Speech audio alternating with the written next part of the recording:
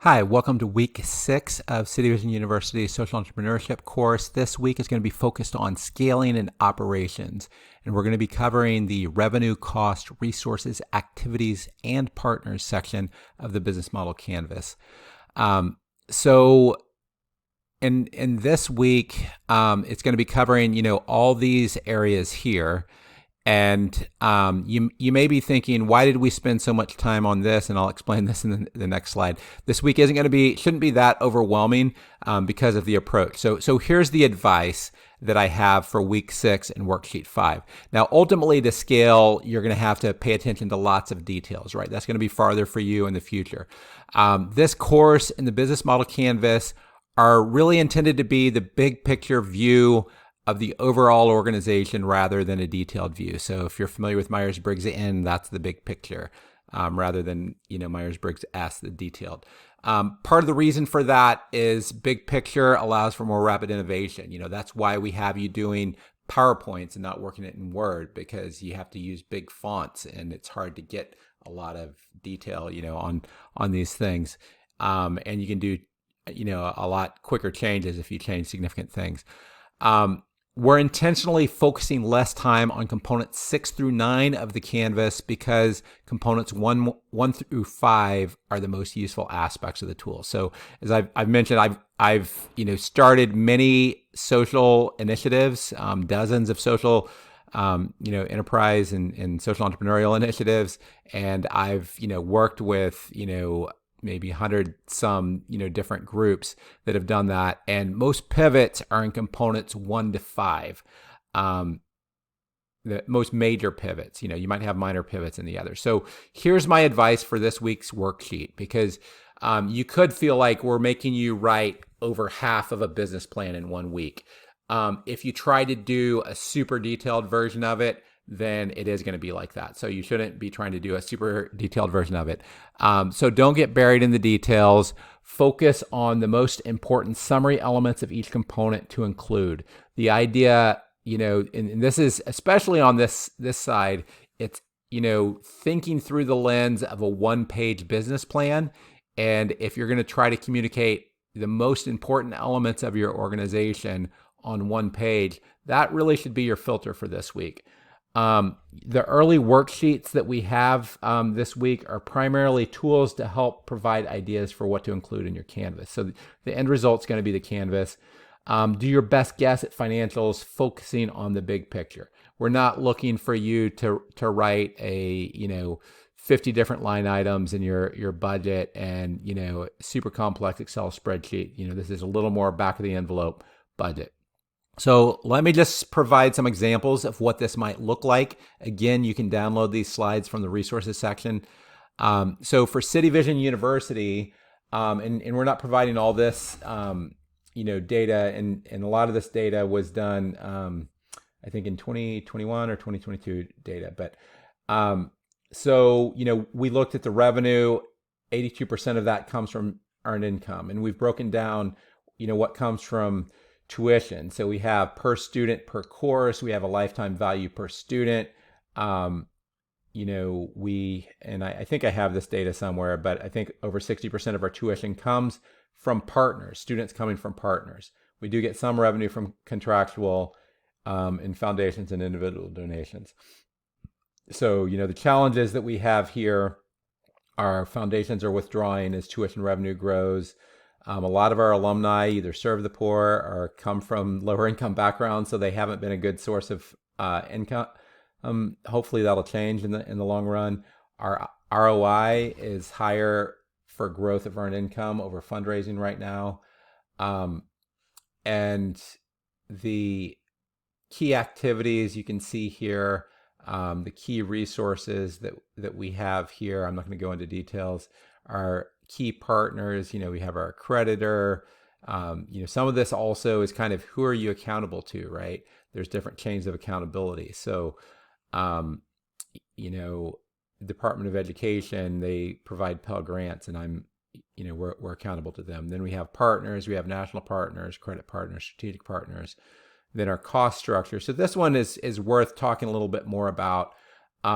and you might need to research some of these terms, because if you haven't taken some of our business courses, there's something called economies of scale, and that means your business gets a lot more efficient and your costs go down per student or per whatever as you grow. So if we grow from 200 to 400 to 500 students, we're going to be a lot more healthy. Our average cost per student per course will go down as we scale. We know what that is internally, and that goes down. Now, the average cost is just all the cost of each student. Marginal cost is how much does it cost to add one more student on average moving forward. So say we're about at 300 students for City Vision.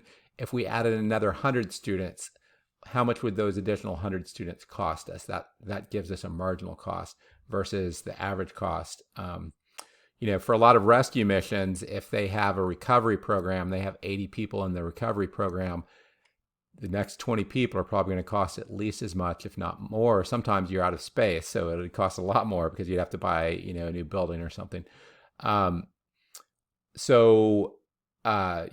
thing is it's very costly in higher education to acquire students, so we can provide significant discount into organizations that send us many students. That reduces our acquisition and support costs. One of the challenges we have is the big mega schools like Liberty University and Grand Canyon. They spend over $100 million in online advertising.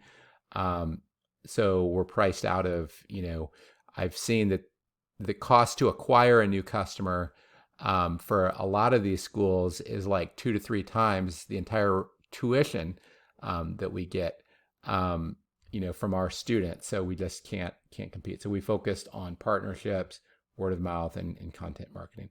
So that's a summary for City Vision. I'll talk a little bit more about the rescue mission example. And, in this week, we're really having you focus more on the revenue streams, but you can cover also somewhat the nonprofit outcomes.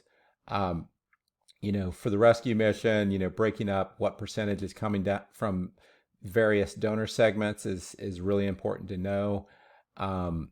You might talk about strategy. One trend that I'm seeing a lot of nonprofits is most of the growth is happening in major donors. But there's also other trends that you could talk about: greater donor scrutiny, increased cultural tension with some donors and Christian values. And then you have, different activities, different resources, human, financial, physical. You have, partners. So this could be associations that you're affiliated with. You could have churches that you're affiliated with. I would list often, if you're a 501c3 nonprofit, you have some government oversight. If you have employees, you're going to have some government oversight. You may not have any formal partnerships, or you may not receive government revenue, but they in many ways should be at least listed if you have to get licenses from them, because if you don't keep them in mind, there's rescue missions that sometimes the city pulls their license for their building. So you have to be aware of that. And you might have volunteer and intern sources, and then you have cost structure. So what's your primary expense? Your primary expense is human resources. Your secondary expense is physical space. Can be very helpful to talk about for your major segments. What's your average cost per participant? So you could have recovery program participant. Some might want to get down to the average cost per meal, the average cost per night of lodging, and things along those lines. And then, what are the main challenges? So this is all information that can be helpful if you're trying to provide a one-page business plan. This side really is a lot more like a business plan. This side really is where the business model comes. Sometimes the revenue streams also, because you don't know where your revenue streams are going to come from. Yeah, so anyway, hopefully that example is helpful. We're looking for you to develop something like that. We do want you to add in your outcomes for your organization. Often this would just be a summary of what you put in your annual report. So, if you're a nonprofit, how many people are in your shelter, how many are in your program, what are your graduation rates, for a lot of rescue missions, they want to get people employed, get them housing, and get them in a church. So what's your rate to, do that? And you could even have more, but I ran out of space here of, 2 years sobriety, or 2 years retaining, sobriety plus those those three things.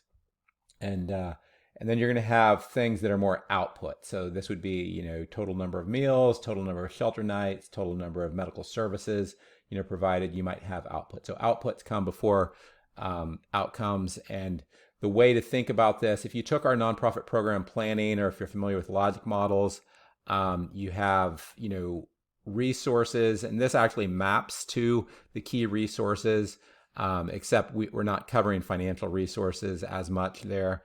They're covered under, cost, but, building, staffing are your resources, right?